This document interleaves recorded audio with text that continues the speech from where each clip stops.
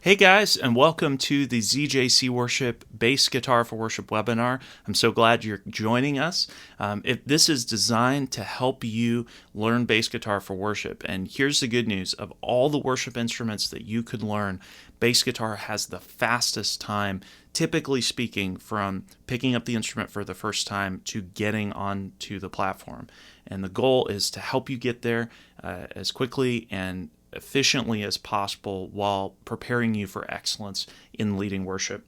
So a couple of housekeeping things. Like I said, I believe I said I'm the founder and CEO of ZJC Worship. We help worship musicians get from practice to platform, and there are a couple of things that are going to be really helpful for you. So first, having a bass guitar in front of you is not required, but it's going to be really helpful so that you can play along and you can learn the things as we go. We're going to be moving pretty fast. I know it's going to be late when this is aired live, but you're going to want to have a bass in front of you if you have access to one. There is a PDF with the slides from this presentation. Check out one of the buttons on this page. As full disclosure, this is pre-recorded, and the reason is so that I can be in the chat live to answer your questions. There is going to be a replay available, as well as a Zoom hangout when this is all said and done, and we'll get to hang out for a bit. I'd love to meet you, love to answer any questions you have, and help you as best I can. But yeah, ask questions in the chat, and I will do my best to answer. So the link to the Zoom Hangout should be in your email. There's a button on this page as well. After the webinar, we'll hop in there and we will give out one free bass course as a thank you for coming live. So you want to check that out. So without further ado, let's hop in. So our goal is to be able to play one worship song by the end of this webinar. And with bass guitar, it's actually much easier than many other instruments to do that. So let's talk about some basic technique. So first thing, you're holding the guitar. Try and sit up straight. Try not to slouch. This is always a huge weakness of mine. But if you are standing, using a guitar strap is a good way to go. If you're using a guitar strap, either strap locks or there are these cool things that mimic strap locks that I use for mine. The guitar strap attaches here and here typically. Now, on most basses, the pickup is either down where you would plug in a cord. It's either around here or down on this side. You want to rest your bass on your leg or use a strap. The left arm is going to go under the neck. The right arm will rest on top of the guitar above the pickups. Unlike some of the other instruments, your right arm actually does curve quite a bit when you're playing. Your right hand curls down slightly, and you want your fingers resting on the strings. In a good resting position, I like anchoring my thumb on this pickup and then letting my fingers rest on the bottom edge of the lowest string. So the way that you tune your guitar is with these tuning pegs or keys up here. The lowest one is E, which is right here, then A, D, and G. And if I play the low E, if I turn counterclockwise, you hear the pitch goes up. If I tune it down counterclockwise, or no, this is clockwise, excuse me, it's harder to hear on bass than a lot of other instruments. It's pretty difficult to hear. But turning it clockwise for me on my bass makes it go down, counterclockwise makes it go up. With bass in particular, it can be a little more challenging to tune because the pitches are so low. So your view from behind the guitar, and now that I've tuned my bass way out of tune, which I'll fix, your lowest string is the bottom, that's E. You've got A, D, G. These names, they're not arbitrary. They're actual notes that fit into the system of music called music theory. So again, that's E, A, D, G.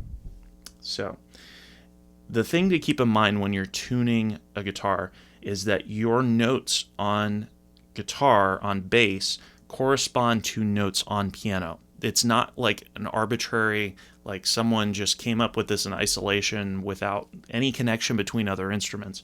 This really is related to what's going on piano. So if I play, you can see the diagram here. You see middle C is really far to the right. That's because the notes on bass you're playing are very low. So we go down essentially 1, 2, 3 C's and then play. That's an E. We play A, and this bass needs tune, and we'll fix that. And then a D. Yep, it's definitely off. I intentionally left it off so I could show you how to tune. And then a G. And you hear it doesn't quite line up. Well, the reason it doesn't line up is because probably I'm guessing most of these are flat, but we'll see. What that means is if you were to tune a guitar using a tuner pedal or an app, there's a needle that when it's 12 o'clock, that means it's in tune. If the pitch is too low, it's flat, which means it'll show up to the left from your perspective. If it's to the right, it's too high. That means it's sharp. So we'll try and take a shot at tuning this. I really, for bass, typically recommend do it with an app or a real tuner, but I'll show you how, in theory, you can do this. So if we go down, that's definitely flat. It's under pitch.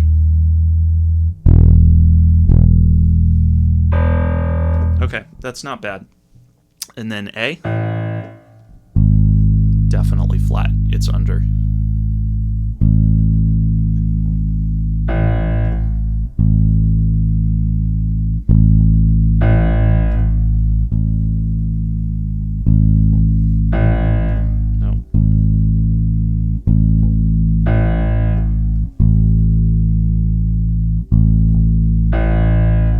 That's closer.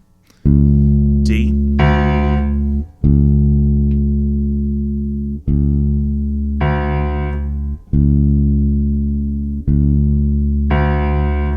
It's close. After this, I'll fix it and then come back. But just to give you an idea of how to get it close at least.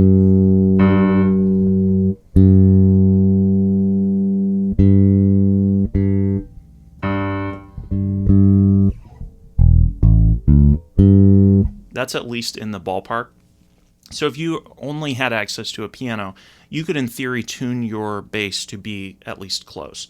However, I really, really, really recommend that you use a tuner or a tuner app. I've used all of the things you see here. If you're looking for a bass pedal, by the way, the HX Stomp at the time of this recording is just crazy good. I love using it on bass. But I've used the Polytune, I've used the Boss Chromatic Tuner. If I'm kind of in a pinch, if I'm somewhere where I don't have a tuner pedal, I might use Guitar Tuna, which has been good for me. It's not perfect, but it works decently well. So I'll go ahead and tune this to where it needs to be, and then we'll continue. All right, so we're back, and I've just did a quick pass at tuning with Guitar Tuna just to make sure that it's all locked in and stuff.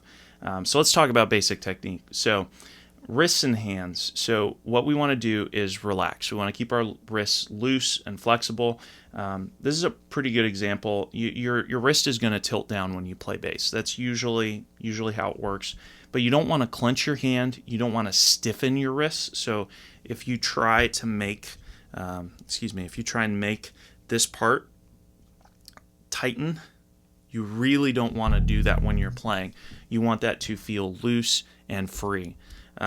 Your wrist will tilt down when you're in a resting position. Now this still feels comfortable to me. This doesn't hurt or cause tension or anything. It's just kind of resting there. But keep in mind that if you're experiencing pain in your technique, if there's a lot of tension, this can lead to long-term injury. As a general rule, in music technique, that tends to be true. So if you're experiencing pain, that's a good time to bring in a private teacher who can specialize in that and help you work through that. So let's talk about frets. So frets are each of these vertical lines on the guitar that they mark a fret. So starting at the headstock, which if we were to not fret and play, that would be playing open. And then when we have at the each of these vertical lines, so fret number 1, 2, 3, 4, 5, 6, 7, 8, 9, 10, 11, 12, 13, 14, 15, 16, 17, 18, 19, 20. That's as high as my bass goes. So each of those frets have the vertical lines, but some of the frets up top here have dots. So on the 3rd fret, 5th fret, 7th fret, 9th fret, I have 1 dot, and then on 12th fret I have 2 dots. And then on 15th, 17th, 19th fret, I have another dot. So you can use those as reference points. Most basses have around 20 frets for the most part, but yours may vary. And why would you use high frets? Like most of the time, many basses never go up high. And I want you from the beginning to be thinking about, at least have the idea in your mind, that high frets are really useful for bass on worship, particularly on your A and D strings. So if you're up,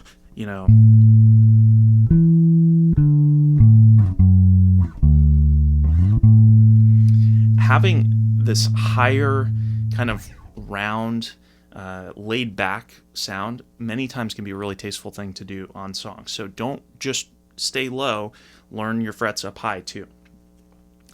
So finger numbers. So our fingers, if you see the diagram here, we have our thumb, and we have our 1, our 2, our 3, and our 4, which correspond to our index finger, our middle finger, our ring finger, and our pinky. So which finger should I use? Well, you want to use whatever is simple and logical, whatever requires the least amount of hand movement, whatever allows you to play from a position of confidence, and does not require awkward hand positions. It's one of those deals where, if you, let's say you have the ability to play your next note without moving your hand with a certain finger, that's a good choice. A lot of times playing a finger with just your pinky is really hard because it's kind of weak. So I'll show you an example of how you can work around that. A lot of times your 1 and your 2 are your strongest fingers, so you probably will lean on those, and that's okay on bass. And then just avoiding awkward hand positions. If it's uncomfortable, there may be an easier way to play it. So when it comes to fretting with the left hand, what we do is we put our fingertips down onto the frets. Now, bass uses more of the pad of the finger than a lot of other instruments like acoustic or electric guitar. A lot of times it's more of the pad than necessarily the tip, although if you have calluses already from acoustic, the tip can be a good way to go. But you're going to press down on that. Don't worry if you use the pad. You want to aim for the right side of the fret, just next to the fret line. And keep in mind, you're almost never going to use your thumb. Your thumb is more of a support on bass than it is a fretting tool like it would be on acoustic. Now keep in mind, your pinky, your forefinger, is your weakest. And on acoustic, you can still use it, and it's not as big a deal when it's flying solo. But on bass, it's really hard to get enough pressure sometimes to fret with just your pinky. That is super uncomfortable for me. Like doing that, it's not a good thing. So I would encourage you to pair it with your ring finger, your 3rd finger, as needed. And by as needed, I mean whenever you want. So instead of playing, I would just add that 3rd finger. Just make that a normal part of your rhythm. It's super, super useful. And this will hurt. Your fingers will hurt for about 2 weeks while you're building up calluses. And honestly, this is normal. You just got to push through it. In love, suck it up, push through it. It'll be good. It'll be worth it. So one thing you want to do on bass is you want to mute as you move. And what I mean by that is when you move between notes, you want to lift a really small amount in your left hand to stop the sound, and then you move. So for example, if I'm playing a note, I want to just move up and then move. And I'm slowing this way down. But if I was playing up to speed, it'd be like...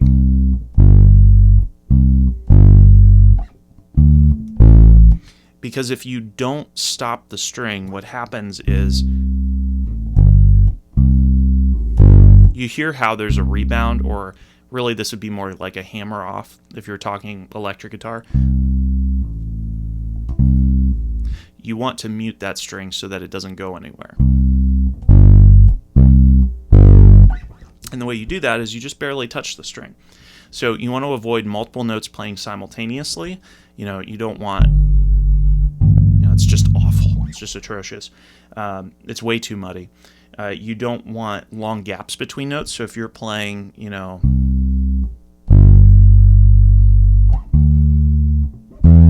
unless that's what the song calls for, if it specifically says there should be gaps there, that's one thing. But if it doesn't, you want to avoid those gaps. You want it to be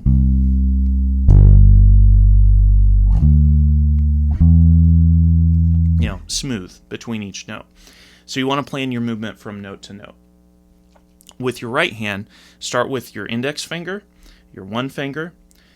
Rest your finger on the string that you are playing to mute it, or on the pickup if you're playing the E string. But let's say we're playing our A string. So we'll start with that. You can see in the pictures on the top what that looks like. So you want to rest your fingers on the string you're playing to mute it. And you want to pull your finger down until you hit the guitar or the lower string. So what this looks like if I'm playing the A string is I'm trying to end my motion on the E string. So I'm catching my motion with the low E string. If I'm playing the low E string, the technique is different. So there's no string to catch, so you're probably going to need to use the guitar or the pickup to catch it.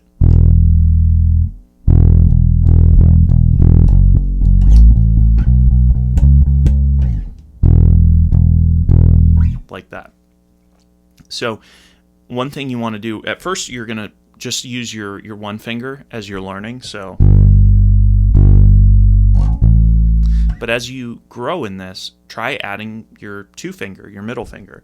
So alternate.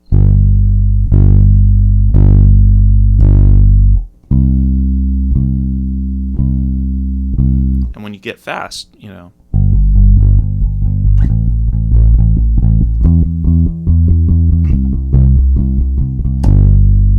then you can have fun with it. So if you are picking, and actually, Katie, could you grab that pick for me?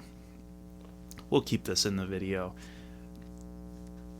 Katie has been awesome in helping make this happen, so I'm really grateful for her. So with a pick, you'll see in the bass course, if you take it, that I talk about not liking to pick, and my perspective has changed on that. And the difference is this bass. So when I switched to a Fender Jazz bass, I found that I really like picking with this. So if you use it, if you use a pick, this is how you do it. So you want to hold the pick perpendicular to your thumb.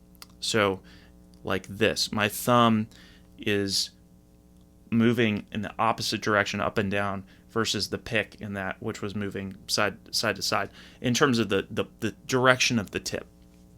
So in other words, it should be 90 degrees, the thumb moving in the direction, the pick is moving in the opposite direction.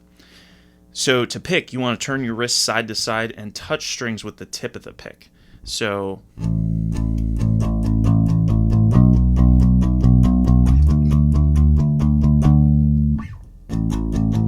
and you realize there's not a lot of motion there. It doesn't take a lot of force. It doesn't take a lot of motion, excuse me. You just use your wrist as a pivot point. Now you can, and actually I definitely recommend it. It can be kind of cool to mute the string with your palm to get a slightly different sound. So like,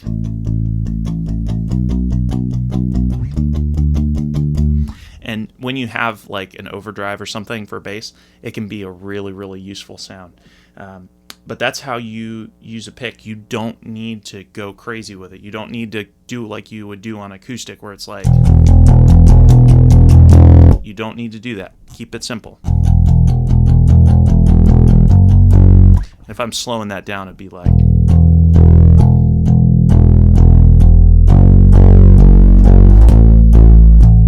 And keep in mind, you want down, what would be the equivalent of down strums and up strums.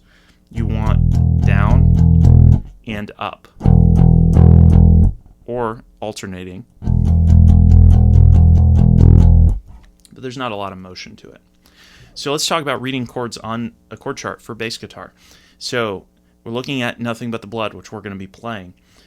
We play the root note of the chord. So what that means is we don't worry about major, minor, sus chords, major, minor sevenths, any of that. It's really simple, and that's the beauty of bass, is that it's actually quite simple.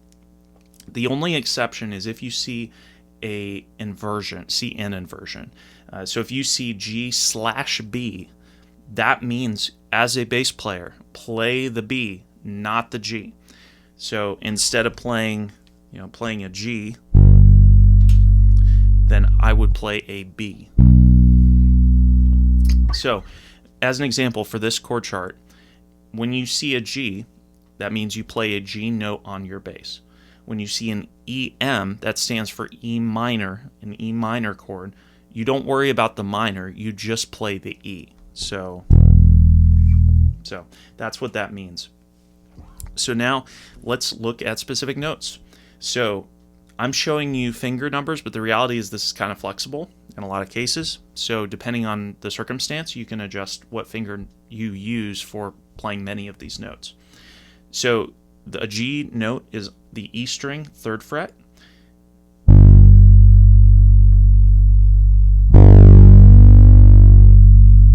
Yep, just like that. An E minor chord, it should just say an E minor note. That would be an E string open. So we don't want to mute, or we don't want to play the other strings. So a lot of times it can be really useful. You see in the picture, my one finger is muting all the other strings. That means I'm lightly touching them so they don't actually ring out if I were to accidentally hit them. So that would be the E note. So then let's look at a C. So this would be the A string, 3rd fret. So we would be playing. And what's happening with my second finger in that picture is I'm muting the other strings so that I'm not accidentally touching something else.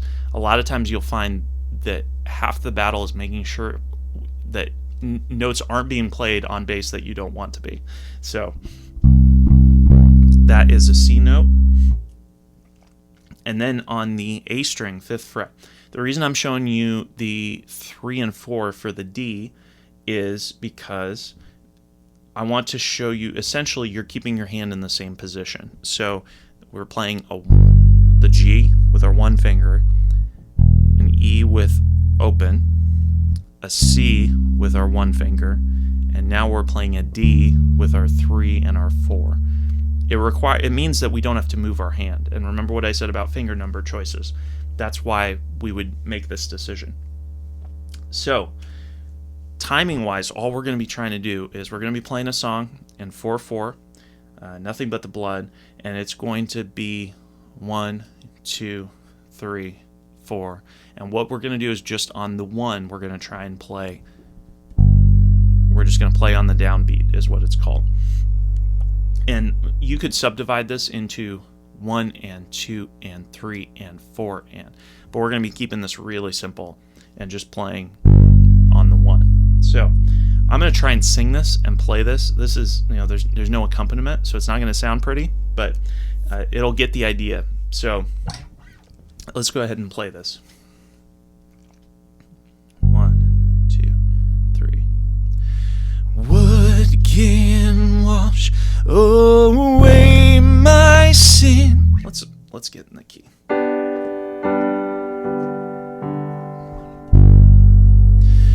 What can wash away my sin? Nothing but the blood of Jesus.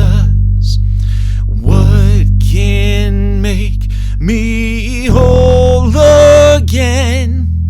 Nothing but the blood of Jesus.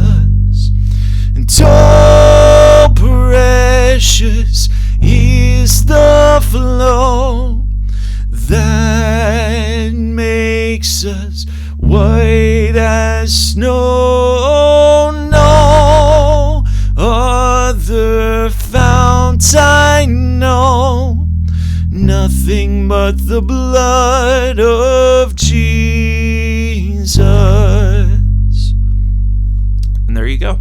That's it. So we were doing 1, 2, 3, 4, 1, 2. I missed that, but should have been 1, 2, 3, 4, 1, 2, 3, 4, 1, 2. And did you notice right there, I actually moved my hand off of the pickup, and it actually caused me to slightly miss the note. So you want to be diligent. Use those anchors. It will help you. So let me show you this in a couple of different places. So just so you're aware of other options you have for these notes. So you could play a G by playing on the D string on the 5th fret. It's an octave higher than the other one. You could play an E by going down to D string 2nd fret. Now notice that has kind of a punchy sound. The D string a lot of times has that kind of feel. That's not unusual. Most basses are like that. So D string 2nd fret. You could play up higher, I should say, with 3rd and 4th finger on the G string 5th fret. And you hear it, the G string has a really, really punchy sound. A lot of times for worship music, your E and A strings, and sometimes your D. Most of the time I'm leaning on my E and my A strings because it has a warmer sound. But you could do that. You could play a D that's an open string. And that's going to have a slightly punchier sound than this, which is more of a round sound. So then if we play Nothing But the Blood, and we play, what can wash away my sin? Nothing but the blood of Jesus. Daggone it. So let's try that again. So, what can wash away my sin? Nothing but the blood of Jesus. What can make me whole again? Nothing but the blood of Jesus. Yeah, so you get the idea.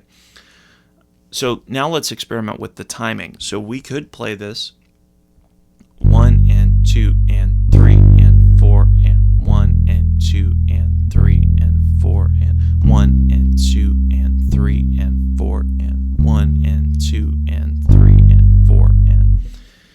Or we could play 1 and 2 and 3 and 4 and 1 and 2 and 3 and 4 and 1 and 2 and 3 and 4 and 1 and 2 and 3 and 4 and. Yeah. Or we could do, this is less common, but just as an example, you could do 1 and 2 and 3 and 4 and 1 and 2 and 3 and 4 and 1 and 2 and 3 and 4 and. It's a way that you can emphasize or play on different beats. One thing you can do once you start alternating fingers is to do something like this, which would be we're playing on the 1 and the 1 and the and of 1 and then the 2. So 1 and 2 and 3 and 4 and 1 and 2 and 3 and 4 and 1 and 2 and 3 and 4 and 1 and 2 and 3 and 4 and, different way to play it. You could even do something where you're changing up the timing. So now instead of 1 and 2 and, it's 1 and a 2 and a 3 and a 4 and. These would be 16th notes technically, but for simplicity, we'd be playing essentially hitting the and of the 2. So like 1 and a 2 and a 3 and a 4 and a 1 and a 2 and a 3 and a 4 and a 1 and a 2 and a 3 and a 4 and a. You see how different variations of playing it. There's even stuff up higher. So like you could play these notes A string 10th fret. So that's a G. A string 7th fret is an E. E string 8th fret is a C. And the E string 10th fret is a D. So there are a lot of different options in how you can approach the bass, but ultimately it's fairly simple, and that makes it really approachable, which is awesome. So If you have questions, and I hope you've been putting them in chat, but if you have other questions that maybe might be better answered face-to-face in a Zoom session, we're going to be hopping over to Zoom now. But before we do, let me tell you about what's coming up. So we're going to be doing more of these webinars. So by this point, we've done piano and acoustic and now bass. And we're going to be doing on August 23rd, drums, October 18th, electric guitar, and November 15th, vocals. And these are designed just like this one to help you go from practice to platform and learn a new worship role at your church. So if you're interested in those, sign up for those. If you want to continue with this, if you enjoyed this, you want to get in a worship pipeline to learn bass guitar for worship in your church, I would encourage you to purchase the bass course, the ZJC Worship Bass course. We ask $79 for the entire thing. There's no subscription. Excuse me. You get a ton of content. This is just barely the tip of the iceberg. Some Module 1, some Module 2 content, but there's a ton of stuff in there. You could also get a course subscription for $10 a month. That gives you access to all of the courses, or a premium subscription for $20 a month, and that gives you access to the courses plus coaching, so you can post videos of yourself and get feedback from me on that. So without further ado, let's hop over to Zoom. I'd love to meet you, and we're going to be giving away a bass course for someone in that Zoom hangout. So I hope to see you there. Thanks for watching.